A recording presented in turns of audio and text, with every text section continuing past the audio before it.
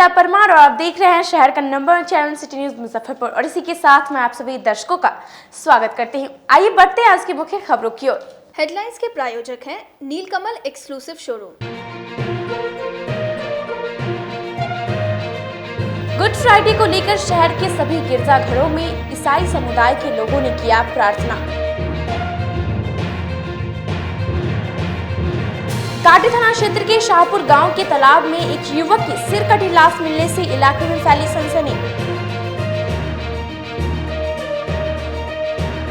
और सरकारी bus stand में इलेक्ट्रॉनिक बस का परिचालन जिलाधिकारी ने हरी झंडी दिखाकर किया रवाना।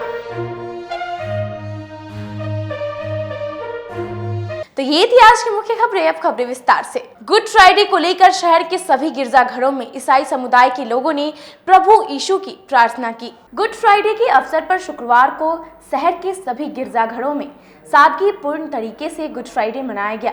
कोरोना के कारण काफी कम लोगों की उपस्थिति में चर्च में प्रार्थना सभा का आयोजन किया गया। साथ ही प्रभु यीशु के क्रूस रास्ते को याद किया गया।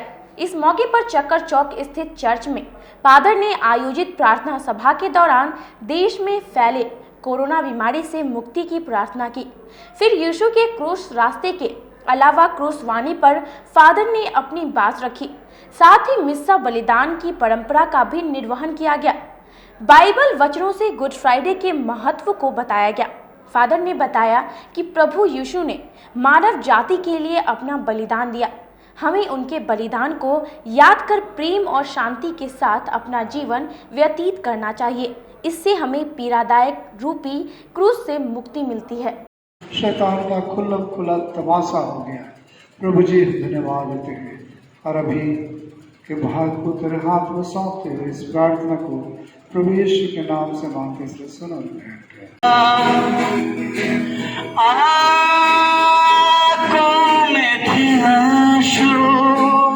सबने छोड़ा, सबने छोड़ा, मैं पापों में डूबा। कांटी थाना क्षेत्र के शाहपुर गांव के तालाब में एक युवक की सरकटी लाश मिलने से पूरे इलाके में सनसनी फैल गई।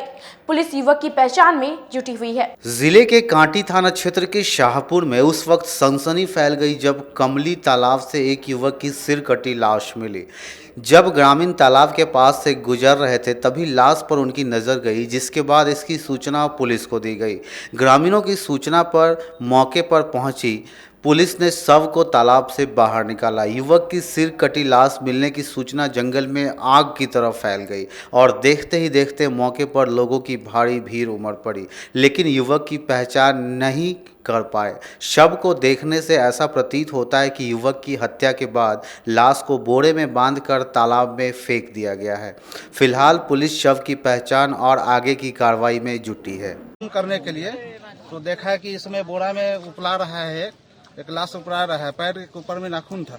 वही उसी लोग गए हैं उधर गांव में, हल्ला किए हैं कि यहाँ पर एक बोरा में कसा हुआ लाश है। तब गांव के लोग और विभिन्न जहाँ जहाँ जैसे जैसे लोगों को सूचना मिला है वो लोग दौड़ कर आए हैं, अपना अपना घर को तहकीकात किए कि कहीं आस पड़ोस में तमाम कुटुंब सब तर वहीं पर लोग हैं कि पता किए हैं, लेकिन इस एरिया का यह लाश नहीं लग रहा है। और यह तो ऐसा निर्मम हत्या है, इस जानवर के जिस प्रकार काटा जाता है उस प्रकार आज आदमी को काटा जा रहा है। वहीं मौके पर पहुंची पुलिस ने मामले की छानबीन कर शव को कब्जे में लेकर पोस्टमार्टम के लिए SKMCH भेज दिया। पुलिस ने बताया कि शव की पहचान नहीं हो सकी है, पहचान के लिए पूछताछ की जा रही है। थानाध्यक्ष महोदय बताया कि एक सिरना पोखर में शाहपुर पोखर में एक लाश पाया गया है। ग्रामीणों के सहयोग से यहाँ निकाला गया है, निकाल करके छानबीन किया जा रहा है। वो लाश जो है सो सिरकटी लाश है। जांच पड़ताल किया जा रहा है, आगे की कार्रवाई होगी। काफ़ी सब निर्मम हत्या प्रतीत हो रही है। हाँ, निर्मम हत्या है। इस छानबीन के लिए काफ़ी परेशानियों का सामना करना पड़ सकता है। वो तो पुलिस का हर समय वही परेशानी है ही। शहर के आश्रम घाट स्थित बूढ़ी गंडक नदी में एक व्यक्ति का शव पानी में तैरता हुआ मिला। मृतक के परिजन सूचना मिलते ही मौके पर पहुंचे। शहर के सिकंदरपुर ओपी क्षेत्र के आश्रम घाट पर उस वक्त अफरा तफरी मच गई जब स्थानीय लोगों ने एक व्यक्ति का शव बूढ़ी गंडक नदी में तैरता हुआ देखा। देखते ही देखते मौके पर लोगों की भीड़ जुट गई, जिसके बाद लोगों ने इस घटना की जानकारी पुलिस को दी। मृतक की पहचान स्थानीय मोहल्ले के 60 वर्षीय ओम प्रकाश सहनी के रूप में हुई है। जानकारी के अनुसार मृतक ओम प्रकाश सहनी कंपनी बाग स्थित एक दुकान में पेटी बनाने का काम करते थे। उनके ऊपर थोड़ा बहुत कर्ज था, जिसको लेकर पिछले कुछ महीनों से परेशान चल रहे थे। वहीं आज यह घटना सामने आ गई। घटना की खबर मिलते ही परिजनों में चीख पुकार मच गई। रो रो कर परिवार का बुरा हाल है। घटना के संबंध में मृतक के परिजनों ने बताया कि पिछले मंगलवार से घर से लापता थे। काफ़ी खोजबीन बाद किया गया, लेकिन कुछ पता नहीं चल पाया। लगातार परिजनों के द्वारा संबंधी के यहाँ जा जाकर खोजा जा रहा था। वहीं परिजनों ने बताया कि आज स्थानीय लोगों द्वारा जब सूचना मिली कि एक व्यक्ति का शव पानी में तैरता हुआ जा रहा है, उसी के आधार पर परिजनों ने पहचान कर शव को पानी से बाहर निकाला। पता चला है कि एक लाश नदी में है। मंगल के सुबह में निकले थे ये नहाने के लिए और हम लोग खोज पुछारी किए। यहाँ पर और लोग था, आए थे कहने, NDFR वाले लोग खोज रहा था और लाश के बच्चा सब भी डूब गया था सीढ़ी घाट। आए खोजे उजे नहीं मिले। आज सुबह 11 बजे में पता चला कि एक लाश है नदी में, तो आए हम लोग देखे वहाँ, तो पहचान हुआ इनका कि ओम प्रकाश सहनी है। तो हम लोग ले आके नदी के आगे से ले आके यहाँ पर अभी किनारा पर रखे हैं। सारे क्या करते थे ये? पेटी उटी बनाते थे।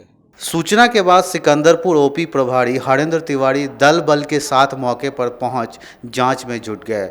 मामले में ओपी प्रभारी ने घटना की पुष्टि करते हुए बताया कि एक व्यक्ति का शव बरामद किया गया है, पहचान भी कर लिया गया। फिलहाल शव को पोस्टमार्टम के लिए SKMCH भेजा जा रहा है। परिजनों से पूछताछ कर आगे की कार्रवाई की जा रही है। पब्लिक द्वारा कि नदी में, गंडक नदी में एक लाश बहता हुआ जा रहा है, जिसका छानबीन हम लोग आकर कर किए और पहचान के क्रम में उनका नाम ओम प्रकाश सहनी बताया गया। डूबने का कुछ कारण पता चल पाया? डूबने का कारण अभी कुछ पता नहीं चल पाया। नहाने वाने गए थे? और नहाने के क्रम में। अच्छा, कब से घर से लापता थे? कुछ परिजनों से बातचीत हो पाई है? हाँ, परिजन द्वारा भी बताया गया है। सकरा थाना क्षेत्र के मोहम्मदपुर गोकुल गांव में अचानक लगी आग से कई घर जलकर राख हो गए, लाखों की हुई क्षति। जिले के सकरा थाना क्षेत्र के मुरौल प्रखंड के एक गांव में अचानक लगी भीषण आग से कई घर जलकर खाक हो गया। जानकारी के अनुसार सकरा थाना क्षेत्र के मोहम्मदपुर गोकुल नया टोला के पास तकरीबन दर्जनों घर में अचानक आग लग गई। आग की लपटें इतनी तेज थी कि आसपास में अफरा तफरी का माहौल उत्पन्न हो गया। बताया गया कि घर में रखे सारा सामान अनाज सहित जलकर राख हो गया। सूचना पर पहुंची दमकल की टीम मौके पर पहुंचकर काफ़ी मशक्कत के बाद आग पर काबू पाया गया।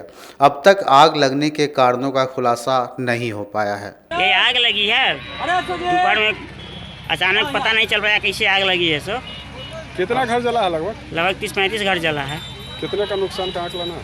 लगभग 15 से 20 लाख का होगा। कोई जान माल की भी क्षति है क्या? जान माल की भी क्षति है। क्या भैंसी से झड़क गया है। आज हमें लगभग 2-2:30 बजे से सूचना मिला SHO सकरा के अनुसार कि मोहम्मदपुर कोठी में आग लगी है। लगभग दर्जनों घर, फूस के मकान जो जल गया है और तत्काल पहुंचकर फायर के 2 यूनिट गाड़ियां और आग पर काबू पाया गया। जिले में नीलगाय का आतंक थमने का नाम नहीं ले रहा है।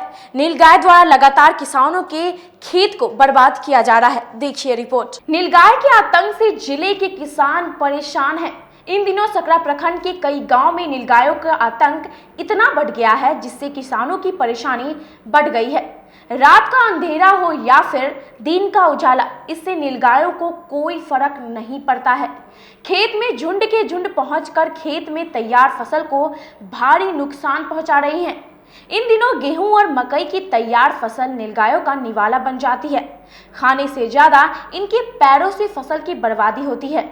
अगर फसल को बचाना है तो किसानों को अपने खेतों में जाल लगाकर या रत जगाकर फसल को बचाने की मजबूरी हो गई है, तभी फसल बच पाएगा, अन्यथा किसानों के घर तक फसल पहुंच पाना मुश्किल काम होगा। ऐसे में आखिर किसान करे तो क्या करे। वहीं किसानों ने बताया कि यह समस्या किसी एक गांव का नहीं है, बल्कि हर जगह एक समान स्थिति है। नीलगाय इन दिनों सब्जी की खेती को भी बर्बाद कर रही हैं। गेहूं का सब चीज़ का इस पर कोई ध्यान नहीं है, किसी का भी इस पर प्रभाव नहीं पड़ रहा है। सब थी में सुबह बोया उस समय भी हो गया, अब कटाई में भी पूरा नुकसान हो रहा है, मक्का भी सब बाल खा गया, यही हो रहा है। इस पर कोई सरकार का ध्यान नहीं है। कितने का झुंड आता होगा? कम से कम 15-20 इस तरह आता है, दिन में या रात में? दिन रात कभी तरह भी रात लोग हम जाते हैं, रात में दिन में हर समय जा रहे हैं, भगा रहे हैं, फिरा जा रहा है। मांग क्या करना चाहते हैं सरकार से? मांग यही करना चाहते हैं इसको व्यवस्था किया जाए, पशु विभाग से ले जाकर इसको पकड़ा जाए, और क्या मांग करते हैं। इमली चट्टी स्थित सरकारी बस स्टैंड में जिलाधिकारी ने दरभंगा एयरपोर्ट के लिए इलेक्ट्रॉनिक बस को हरी झंडी दिखाकर रवाना किया। मौके पर नगर विधायक सहित कई अधिकारी मौजूद रहे। बिहार को प्रदूषण रहित बनाने की दिशा में राज्य सरकार की पहल पर राज्य के कई शहरों में प्रदूषण रहित बस का परिचालन किया जा रहा है। इसी कड़ी में शुक्रवार को इमली चट्टी स्थित बिहार राज्य पथ परिवहन निगम की ओर से मुजफ्फरपुर से दरभंगा एयरपोर्ट तक के लिए इलेक्ट्रिक बस का परिचालन किया गया है, जिसका उद्घाटन जिलाधिकारी प्रणव कुमार के साथ परिवहन निगम के प्रशासक श्याम किशोर, नगर आयुक्त विवेक रंजन मैत्रेय और नगर विधायक विजेंद्र चौधरी ने दीप प्रज्वलित करके किया तथा इलेक्ट्रिक बस को हरी झंडी दिखाकर दरभंगा के लिए रवाना किया है। वहीं इलेक्ट्रिक बस में अत्याधुनिक तकनीक के सुविधाओं के साथ जीपीएस सिस्टम और सीसीटीवी कैमरे लगे हैं, जिसे यात्रियों की सुरक्षा का पूरा ध्यान रखते हुए निर्माण किया गया है। जिले में इलेक्ट्रिक बस के परिचालन किए जाने से आम यात्रियों को न सिर्फ राहत मिलेगा, बल्कि राज्य के अन्य जिले के साथ परिवहन सर्किट को जोड़ा जाएगा। वहीं डीएम प्रणव कुमार ने बताया कि प्रदूषण रहित बस सेवा को बढ़ावा दिया जाना चाहिए, जिससे जिले के विकास के साथ पूरे राज्य का विकास होगा। व्यवधान में 2 इलेक्ट्रिक बसों को आज रवानगी की गई है। एक नई शुरुआत है, नई पहल है, न सिर्फ वातावरण के लिए, हरियाली के लिए, अभी तो देखिए ईंधन का जो उपयोग को भी बचाना है। तो इन सब चीज़ों को लेकर के इलेक्ट्रिक बस का शुभारंभ मुजफ्फरपुर जिले से किया गया, जो काफ़ी हर्ष का विषय है। एक बस जो है पटना और दरभंगा के बीच चलेगी, जो कि एयरपोर्ट्स की कनेक्टिविटी करेगी। दूसरी बस पर्यटन के उद्देश्य से लौरिया, अरेराज, वैशाली होते हुए जाएगी। तो ये मुजफ्फरपुर के लिए काफ़ी खुशी की बात है, और इसके लिए मैं प्रशासक BSRTC श्री श्याम किशोर श्रीवास्तव जी को बहुत बहुत धन्यवाद देता हूँ। वास्तव है DS और RM है आशीष, इनका सार्वजनिक नंबर रहेगा, किसी को भी कोई इन्फॉर्मेशन लेना हो आप लोग इनसे ले सकते हैं। और हमने बैनर पे भी नंबर दिलवा दिया है, जो नंबर है बैनर जो बना है उस पर भी दिलवाया। अभी कितनी बसें खुली है सर, और आगे की क्या क्या योजना है सर? 3 बस खुले हैं, एक इलेक्ट्रिक बस है, एक लग्जरी डीजल बस है जो पर्यटन स्थल को टच करेगी, लौरिया, केसरिया, वाल्मीकि नगर जा रही है। और एक बस जो है वो हम लोग लोकल में डिमांड पे मुजफ्फरपुर, फिर खकुली चौक, लालगंज होते हुए, खटारो होते हुए हाजीपुर तक भी है। उस मार्ग में एक भी गाड़ी नहीं थी, तो वो लोकल यात्रियों के लिए बहुत अच्छा है। आपसी विवाद को लेकर दूसरे पक्ष के दर्जनों लोगों ने धारदार हथियार से पिता और पुत्र पर किया हमला। निजी अस्पताल में आईसीयू में इलाज चल रहा है। मोतिहारी जिले के कल्याणपुर थाना के दिलावरपुर गांव में आपसी विवाद को लेकर दूसरे पक्ष के दर्जनों लोगों द्वारा पिता पुत्र पर चाकू और फरसा से जानलेवा हमला कर दिया गया। दोनों गंभीर रूप से घायल हो गए। इलाज के लिए बैरिया स्थित एक निजी अस्पताल में भर्ती करवाया गया है। शुक्रवार को अहियापुर और कल्याणपुर थाना की पुलिस अस्पताल में पहुंची और घायलों का बयान दर्ज किया। इसमें गांव के ही आधा दर्जन नामजद और 5 अज्ञात को आरोपित बनाया गया है। घायल व्यवसायी सत्येंद्र सिंह ने बताया कि वे लोग वर्तमान में अहियापुर के अयाची ग्राम में सब परिवार रहते हैं। होली में पैतृक गांव गए हुए थे, गुरुवार को लौटने वाले थे। उनका पुत्र विवेक कुमार उन लोगों को वहां से लाने गया था। इसी दौरान पूर्व से घात लगाए आरोपितों ने उसे घेर लिया और हमला कर दिया। बीच बचाव करने गए पिता को भी नहीं बख्शा। चाकू से, फरसे से शरीर पर दर्जनों वार किए। इससे दोनों गंभीर रूप से घायल हो गए। अचेत हालत में छोड़कर आरोपित भाग निकले। व्यवसाय के शरीर पर चाकू मारने के दर्जनों निशान है। वहीं पुत्र के गर्दन पर फरसे से वार किया गया है। इससे उसके गर्दन पर गहरा जख्म हो गया है। दोनों आईसीयू में जिंदगी और मौत से जूझ रहे हैं। अय्यापुर थानाध्यक्ष सुनील कुमार रजक ने बताया कि बयान दर्ज हुआ है, इसमें गांव के ही लोगों पर आरोप लगाया गया है। प्रारंभिक जांच में मामला जमीनी विवाद से जुड़ा हुआ बताया गया है। कल्याणपुर थाना की पुलिस कार्रवाई कर रही है। कि मेरे पापा होली के समय में मेरा फैमिली पूरा घर था, पापा, मेरे मम्मी, मेरी वाइफ, सब कोई घर था होली के समय में। मेरा भाई मुजफ्फरपुर था। होली के बाद में मेरा भाई मुजफ्फरपुर से घर गया पापा को लाने के लिए। जैसे ही वहाँ पे पहुँचा, पहले से मेरे जो पड़ोसी हैं हरि सिंह, नवल सिंह, दिवाकर, प्रभाकर, मुन्ना और गोलू, ये पहले से घात लगाए हुए थे कि जैसे आएगा वैसे मारने के व्यू से। लेकिन जैसे विवेक पे तलवार और फांसा लेकर के वार हुआ, उसे मेरे पापा देखे और उसको बचाने के व्यू से गए। तब तक वो पापा को भी पूरा जख्मी कर दिया। पेट में लगभग 14 से 15 बार चाकू लगा हुआ है और मेरे भाई को 5-6 बार गला से लेकर पैर से लेकर के और पेट में भी लगा हुआ है। और ग्रामीणों द्वारा आनन फानन में माँ जानकी हॉस्पिटल मुजफ्फरपुर में, जो आप सामने देख रहे हैं, इसी में भर्ती कराया गया। क्या स्थिति है दोनों आदमी की? अभी तो आईसीयू में दोनों भर्ती हैं। ऑपरेशन, एक छोटा वाला भाई का अभी ऑपरेशन में है, ओटी में है। वो कल पापा का ऑपरेशन हुआ कल, वो अभी आईसीयू में भर्ती हैं। विवाद का कारण क्या है? विवाद का कारण है, जमीनी विवाद का कारण है। पुलिस का क्या रोल है इस पूरे मामले में? पुलिस का रोल, हम लोग पुलिस को कंप्लेन किए हैं। हम लोग को चाहिए कि पूरी तरह सुनवाई हो, अन्याय मिले। पापा जी क्या करते हैं? पापा जी मेरे यही बैरिया बस स्टैंड में काम करते हैं। आरबीवीएम कॉलेज के सभागार में संस्कार भारती के राष्ट्रीय कार्यालय का लोकार्पण का सीधा प्रसारण कार्यक्रम में महानगर मंडल के सभी सदस्य शामिल हुए। आरबीवीएम कॉलेज के सभागार में संस्कार भारती के राष्ट्रीय कार्यालय कला संकुल कार्यालय के लोकार्पण का सीधा प्रसारण संस्कार भारती महानगर इकाई के सदस्यों ने देखा। इस मौके पर महानगर अध्यक्ष ममता रानी, सचिव, महामंत्री समेत सभी सदस्य मौजूद रहे। संस्कार भारती के राष्ट्रीय कार्यालय का लोकार्पण मोहन राव भागवत ने किया। महानगर अध्यक्ष डॉक्टर ममता रानी ने कहा कि भारतीय कला संस्कृति के संकल्पित संस्कार भारती का अपना राष्ट्रीय कार्यालय होने से कलाकारों के बीच में खासा उत्साह देखने को मिला। संस्कार भारती के राष्ट्रीय कार्यालय कला संकुल का लोकार्पण दिल्ली स्थित कार्यालय में हो गया, जिसका लाइव प्रसारण हम सबों ने संस्कार भारती के उत्तर बिहार के और खासकर मुजफ्फरपुर महानगर के लोगों ने आरबीवीएम कॉलेज के सभागार में कला संकुल कार्यालय जो दिल्ली में खुला है, उसका लाइव प्रसारण हम लोगों ने देखा। और इसका एकमात्र उद्देश्य है कि हमारे पुरानी सभ्यता संस्कृति, भारतीय कला सभ्यता संस्कृति जन जन तक पहुँचे।